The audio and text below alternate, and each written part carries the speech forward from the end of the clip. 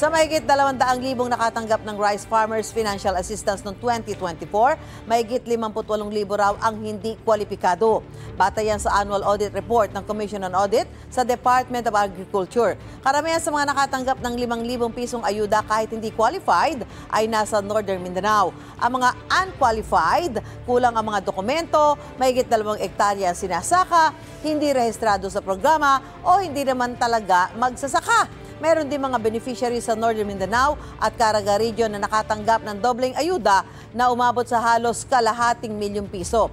Napag-alaman din na may mga magsasakang patay na o inactive pero nasa master list pa rin. Samantala mahigit 48,000 magsasaka naman ang hindi nakatanggap ng cash assistance kahit kwalipikado dahil sa kakulangan sa coordination at field validation. Sinusubukan pang kunan ng pahayag ang Department of Agriculture at kanilang regional offices. Gusto mo bang mauna sa mga balita? Mag-subscribe na sa GMA Integrated News sa YouTube at tumutok sa unang balita.